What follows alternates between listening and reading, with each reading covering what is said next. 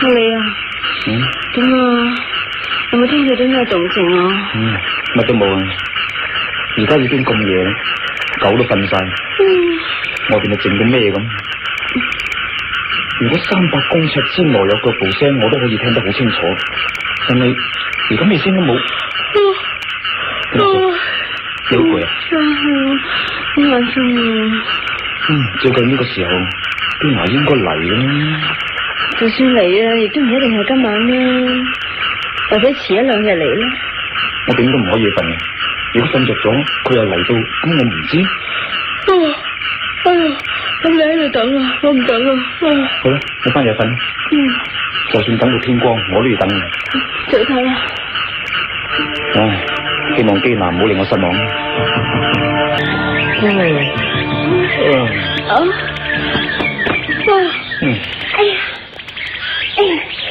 天光啦。係，啱啱天光。點啊？基娜有冇嚟啊？冇啊。我都話嘅啦，可能遲1-2晚先嚟噶嘛。真係，咁今晚真係等得冤枉。如果我話要瞓嗰陣，你唔堅持，咁唔使白挨1晚啦。好啦，而家輪到我瞓。你而家先瞓？咁你瞓到幾點啊？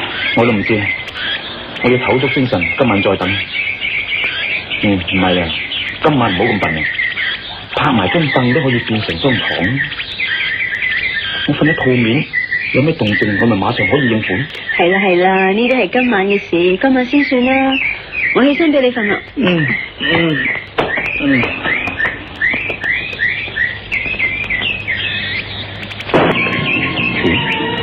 有個腳聲噃，冇錯啦，已經2點，係時候啦。我識阿素瞓喺房，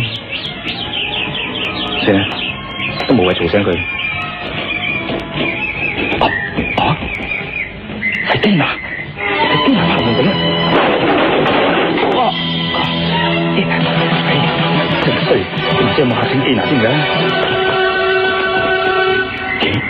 真係基娜喎！點解佢成個人傻咗咁企喺門口？冇錯啦，梗係聽到聲嚇親佢頂。唔係啦。你冇走啊喂！唔好走啊喂！點解有個咁嘅嘢嘅？好似獨木舟咁。喂，你唔好走啊喂！會飛嘅？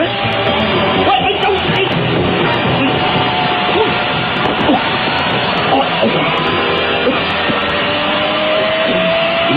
原來揸住條死你口。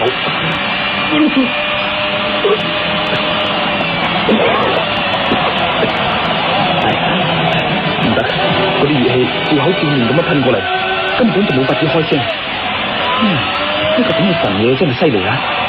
落地又會行，上天又會飛，天南居然係識得駕駛，真係唔簡單。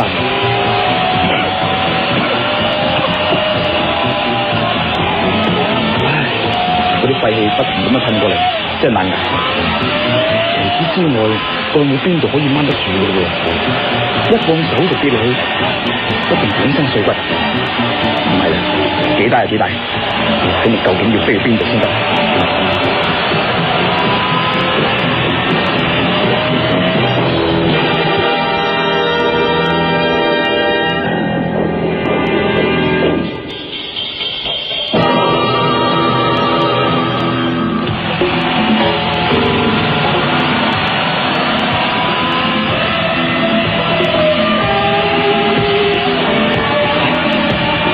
都係原始森林，已經離開自己好遠嘅喎。哎呀，伸個頭出嚟裝我，點解佢咁驚嘅？你應承唔再追我啦，我就放低放你落去啦。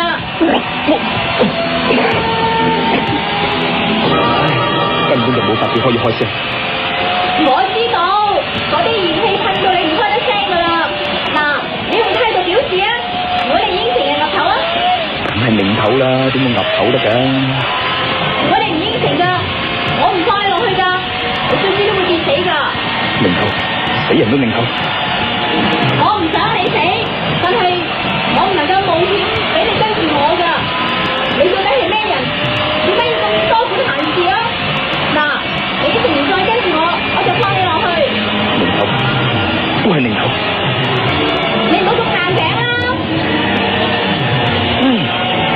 你真係蠢嘅，擰咩頭得㗎？只要岌頭表示應承，咁佢放我落去，我就有機會同佢講清楚啦嘛。喂，你諗清楚未啊？好，應承啊！日於岌頭，呢次岌頭啦。咁你向我發誓啊！好，岌頭。咦？真係放我落去噃，落去面對面就容易傾啦。好啦，而家你可以跳落去啦。咩話？嗱，你可以跳落嗰棵樹上邊，要小心啲，唔會受傷噶。落咗樹頂你就爬落去，咁就當係冇見過我咯。咁樣跳落去點得啊？唔得，又擰頭。喂，你一鬆手就可以落喺樹頂噶啦，好安全噶。咁又似你啊！你講嗰啲嘢我可以聽得好清楚，但係我就始終冇法子開聲。天啊！你睇下我啦，睇真啲啦，我係衛斯理啊！咁好啦，你自己唔好放手，我一樣可以令到你跌落去噶。不過如果咁樣做，你可能會受傷噶。哎呀，你睇下我啦，我係衛斯理啊！你睇清我個樣啦。哎，堅啊！堅啊！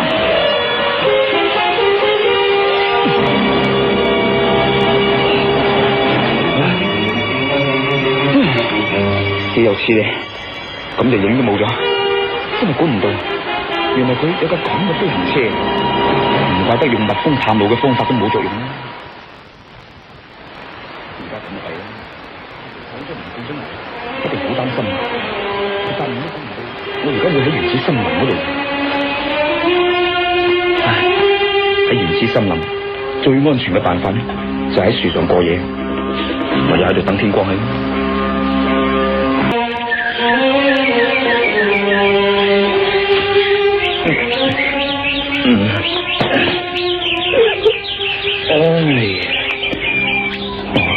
原來咁快就天光。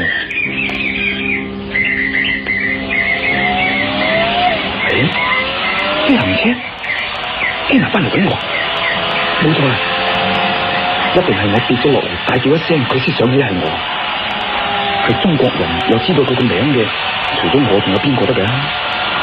冇錯啦，爬上樹頂，等佢見到我先得。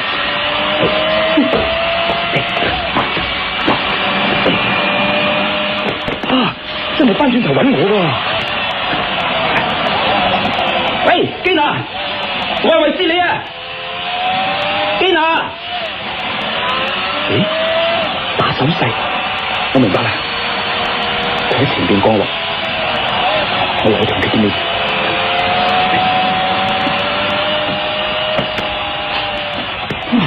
咁啊真係估唔到啦！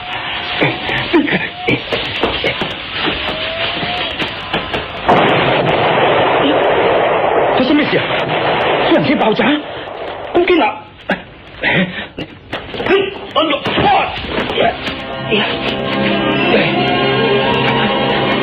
堅啊！堅啊！堅啊！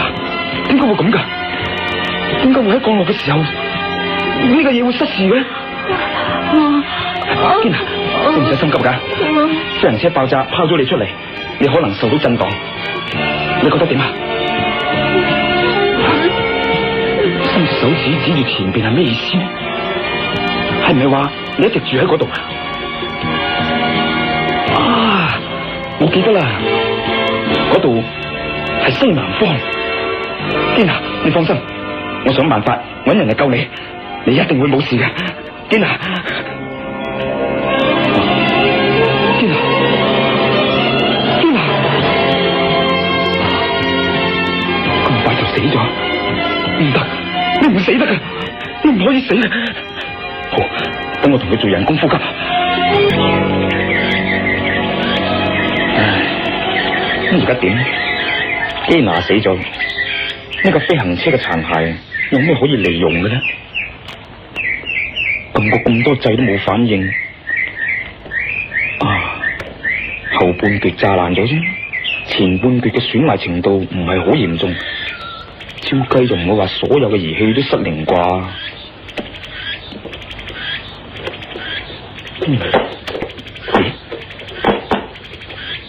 呢個掣要擰噶噃。落先，問下啦。如果聯絡到中意玩業餘無線電通訊嘅人，咁就可以想辦法通知阿蘇啦。係啊，啲雪落緊雪啦，啲雪已經積得好深啦，我哋要準備多啲乾柴嚟取暖啊！我哋呢度從來未見過雪噶。好彩，喂，對唔住啊，阻你哋一陣，我有好緊要嘅事啊。喂，聽唔聽到啊？有第三個人啊！喂，我哋歡迎你加入啊！我唔係參加通訊嘅，請問呢兩位喺邊度啊？我需要緊急援助啊！我喺秘魯嘅山腰啊！我哋啲雪都落緊雪啊！你喺邊雪啊？咁你哋同我嘅距離太遠啦。請問另一位喺邊度呢？我係聖保羅市嘅中學教員，你喺邊度啊？唉，我而家好麻煩啊！我喺法屬圭亞那，距離柏修斯市唔知有幾遠嘅一個叢林裏邊。喂，我哋幫唔幫到你啊？我想請巴西聖保羅市嗰位朋友幫忙。我呢就叫做衛斯理，係一個中國人。唔該，你記得我個名啊！同埋用無線電通知駐巴西嘅國際刑警總部啊！你係大人物啊？唔係，不過你哋貴國嘅國際刑警總部佢知道我個名噶啦。接觸到佢哋之後，請佢哋轉告我太太白素。白素呢，而家就喺法屬圭亞那嘅柏修斯市。話俾白素聽，我而家呢就喺。咪住，你講得太複雜啦，等我用兩機落氣先啊！咁好啦，唔該你快啲咯噃。如果受到干擾中斷咗，咁就麻煩噶啦。喂，得啦，你講啦。好，請你通知佢哋，轉告我太太白素，我喺柏修斯附近嘅叢林之中，自己都唔知道嗰個叢林嘅正確位置，我一定要向西南發展。最重要嘅一句說話呢，就係基拿死咗。我冇法子向你哋解釋啦，我只係要求轉達我嘅說話啫。得啦，你放心啦，我哋會盡力而為嘅。咁唔該晒啦。好彩，總算有一線嘅希望。睇佢點樣帶埋基拿條屍向西南進發。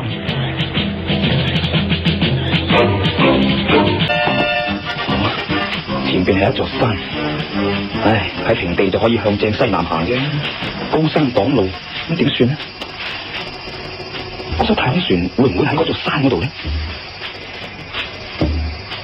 咦，有鼓聲，即係有人啦！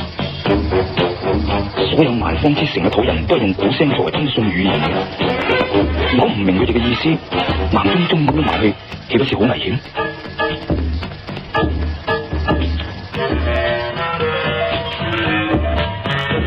咦？點解好似電報密碼咁嘅？冇理由啊！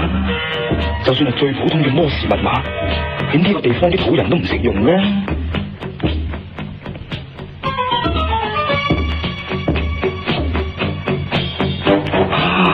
係阿蘇啊！咚咚咚！我喺呢度，錯啦，一定係話俾佢聽，我喺呢度，一定係嗰個中學教師同我通知咗佢，佢已經到咗前邊嗰座山。阿蘇啊！唉，傻佬嚟嘅，就算嗌個喉嚨佢都聽唔到噶啦，唔係佢使咩用鼓聲嚟到通知我得噶？好啦，我呢次有得救啦。